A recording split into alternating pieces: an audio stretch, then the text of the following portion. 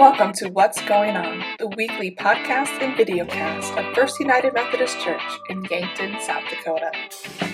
Hi, and welcome to this week's episode of What's Going On. I'm Pastor Katie here at First United Methodist, and I'm glad you could join me for this episode. And happy Halloween. I'm recording this on Halloween, and I've got my little orange and black on today.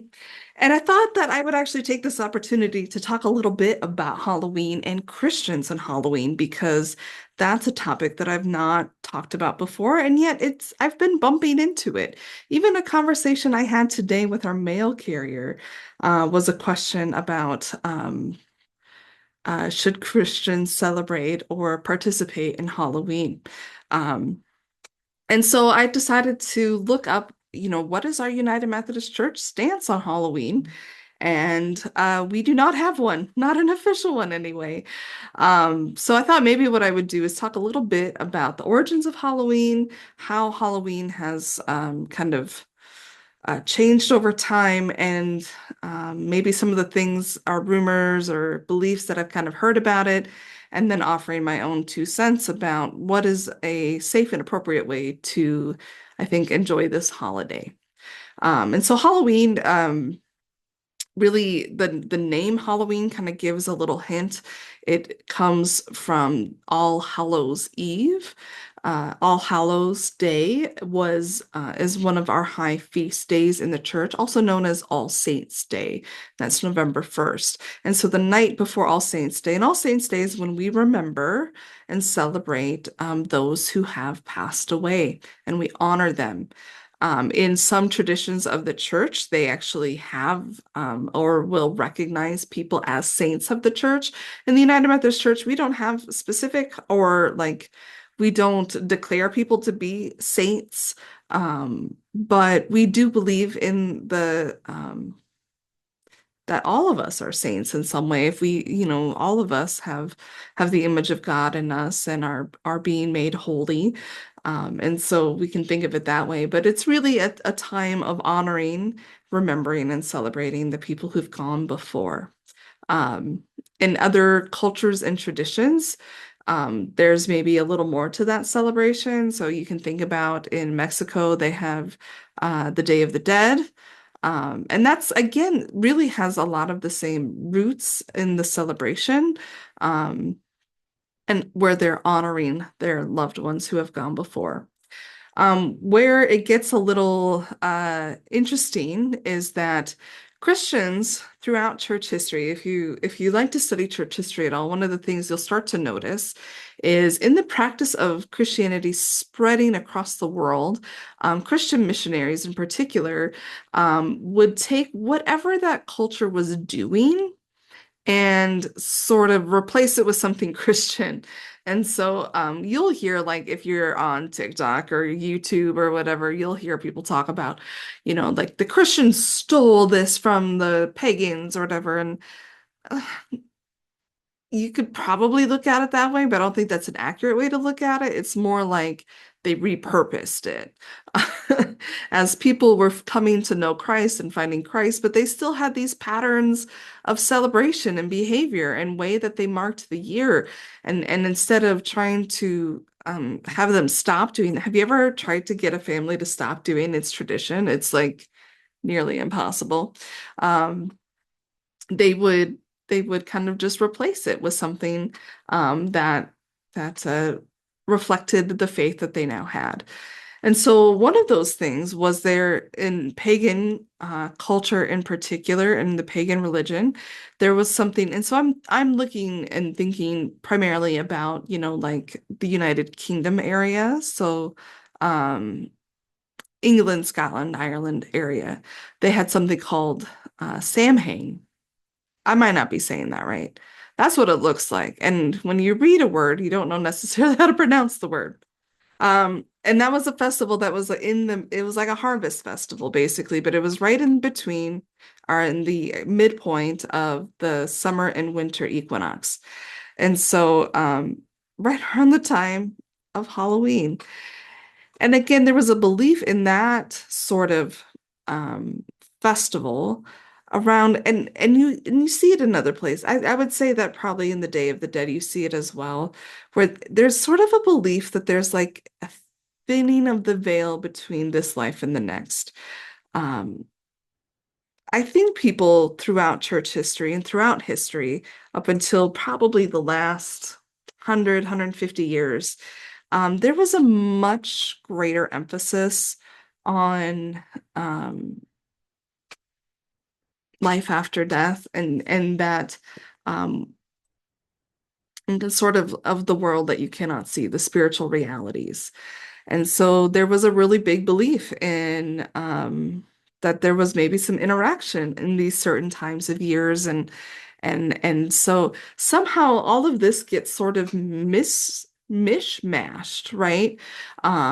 All Hallows Eve, All Saints Day, where you're remembering the dead, and then you have these other traditions and festivals and cultures who also are doing that, but in a little different way, and their beliefs sort of trickle in, and you get this like big stew of a whole mishmash of beliefs that don't really come from any one particular place, but they all seem like they kind of maybe work together, but not necessarily.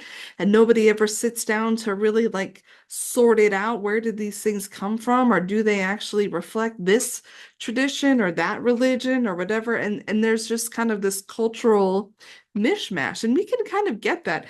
I mean, you can see it, especially in our practice of Christmas, which like don't even get me started. So anyway, that's all kind of in this background of where the origins of Halloween come from. I say it like that because our practice of Halloween, okay, I'm going to specifically talk about in America, and I can maybe even be more specifically like in the Midwest, but I would say America in general, the way that America celebrates the holiday of Halloween, um, is basically a commercial holiday. And it's like I'm going to go on a different rail for a second and say that really the depth of things underneath of it in our culture and in our practice is just not there. This is primarily um, pretty surface level thing. Now that doesn't mean that it is that way for everybody, um, but I would say the bulk of people it's just not that deep. Now, there are Christians who, over the years, I mean, over the centuries, that have been very concerned about Halloween, about the pagan practices, about I think anything that is sort of different, and how do we not get sucked into something that we don't know what it is, but how do we also be faithful, and um, how do we interact with this? Now, some Christians are going to say, we just don't. We're not going to do it. We're not going to do any part of it. We're not handing out candy. We're not dressing up. We're just going to here's the boundary. We're on this side. Halloween's on that side. You can see this kind of pattern in any sort of how do Christians engage in culture question with holidays, with anything, honestly. There's a book called Christ and Culture. I wonder if I have it on my shelf. I'm doing a quick scan. I do. Richard Niebuhr, kind of where I'm getting this from is from this book by Richard Niebuhr, where he's like, there's different ways that Christians engage in culture, and there's some Christians that totally reject it. You can kind of see that in people like the Amish, right? Like totally rejecting culture and modernity and are kind of like, this is what we're doing, and all of that is sinful and all of that is terrible, and we're not going to be a part of any of it, and we're going to completely set ourselves apart and not engage in the world. And then you have some Christians that kind of like fly completely the other way, and they look absolutely nothing like there's no difference between them and the world, and you have no idea that they're even Christian because they've just totally gone in on everything uncritically. So you have the people that are critical of absolutely everything and the people that are not critical of anything. And then I think the rest of us are somewhere in the middle. And I think that's how we need to deal with Halloween, is asking questions, not so much as, is it sinful for a Christian to participate in Halloween? Um, the answer to that question, honestly, is how are they participating in it? And in what way? What are what are the things that they're worried about? Um, and I think that really is probably a better question, would be how do I, as a Christian, um, engage in this practice that is within my culture in a way that is faithful to Christ? And so that's kind of what I want to talk about because I do believe that that's possible. I mean, we host trunk or treat at our church, and we do that primarily, one, it's an outreach, because it is something that people understand and recognize, and they can come, and it is a very positive experience. Everything is, it's a safe environment for children and families, which trick-or-treating isn't always the most safe.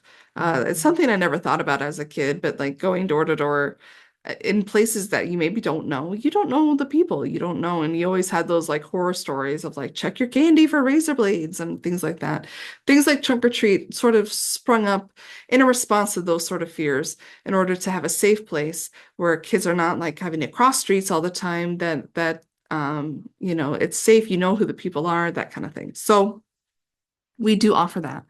Um, But at the end of the day, it's again, what do you understand Halloween to be? What do you understand Halloween to, like how you engage with it, what the purpose is for you and your family?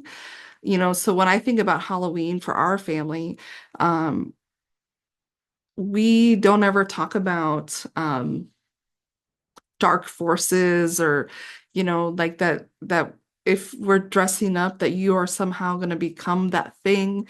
It's very much a play dress up sort of situation, and it's for fun.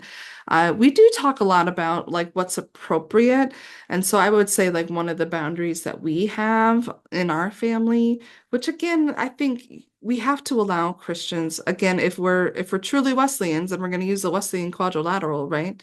How do we address this? So scripture tells us, we're not going to do something that that's going to draw us away from God, away from uh, loving our neighbor. Those are the main things, right? So we're not going to choose something or behave in a way that we are worshiping something other than the one true God. And I think sometimes people think that like participating in Halloween or getting dressed up is somehow part of like an idol worship situation, or that we are somehow, if we participate by getting candy, that we're worshiping the devil or something. There is no scriptural foundation for that. The, I don't see that as a reality. I see it as the candy companies really love that we do Halloween because everyone buys candy and then gives it out, and they make a lot of money because of that. So, um, you could talk about the harm being done in that way of consumerism, but so we talk about like we're not going to do costumes that are going to glorify violence or glorify, thing. We don't want to be so scary, because is that really loving our neighbors?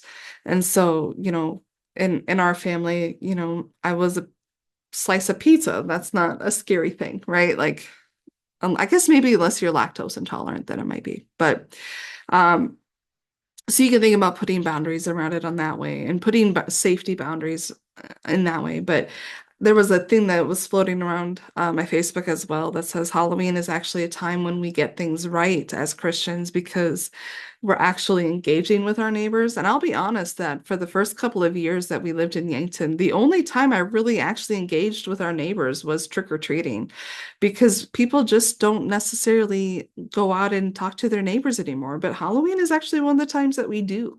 And so I do actually value trick-or-treating because I get to see the people that I live near and engage them and say, hey, I live down the street from you, which is often a thing that I don't have the opportunity to do any other time. So you can see how, again, how you approach the holiday, I think, is so much more what matters than anything.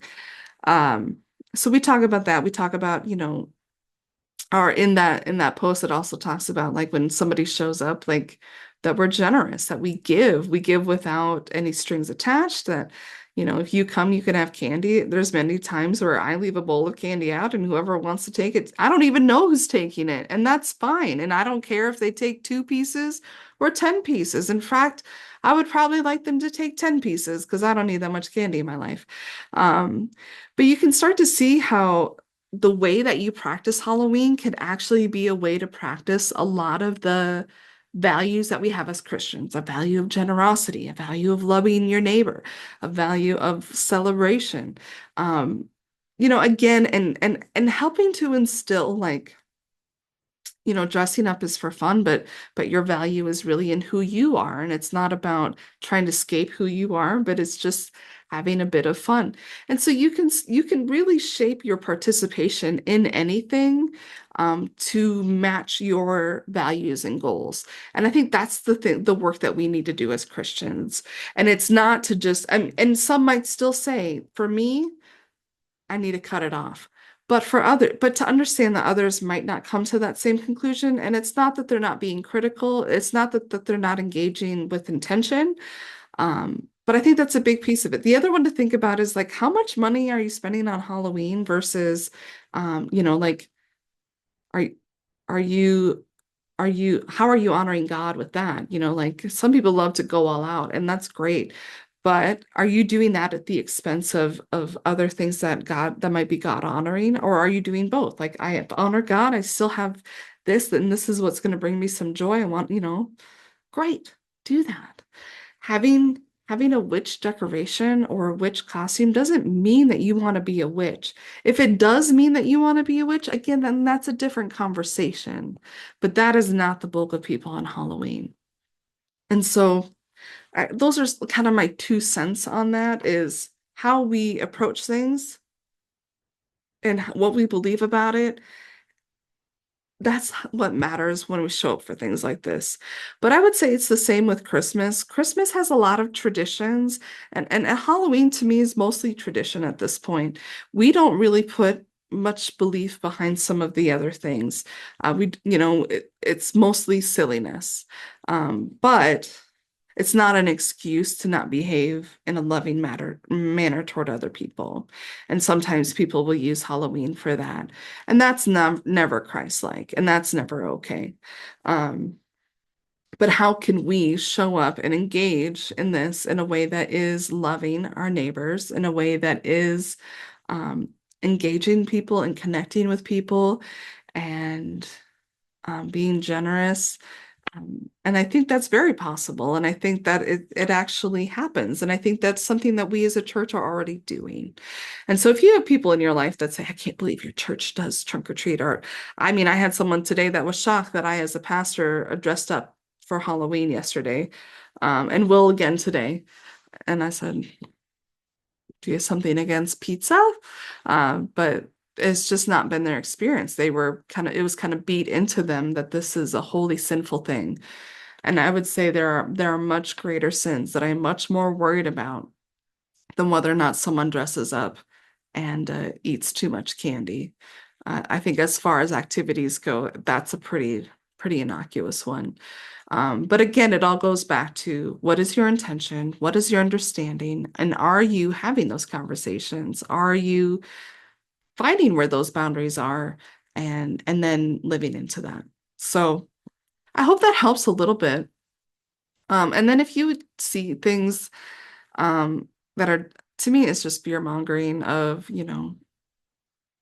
I used to live in Massachusetts for 2 years. I lived just north of Salem, and October in Salem is a bananas thing because there is a religion called Wicca that a lot of people who practice that religion kind of descend on Salem for the month of October. And that is a different engagement than what I'm talking about here. And I think that's a different conversation than what I see here. But again, That's again how we engage with a different religion and their understanding and how they practice Halloween or this time of year or their celebrations is not the same thing as what we are doing. Again, trick-or-treating, wearing a costume you bought at Walmart or that you made at home, or going to a costume party at a friend's house. I don't think that's inherently sinful. It is when things start to cross the line or become more than that we need to start asking those questions of, is what I'm doing honoring to God? Is it taking me toward loving God and loving my neighbor or away from that? And if you feel uncomfortable with something, just put up that boundary and say, I don't know that this is for me. But also understand that the people around you might have a different boundary. And it doesn't mean that they're better or worse. It just means that it's different. And hopefully they've done the work to put that boundary in an appropriate place.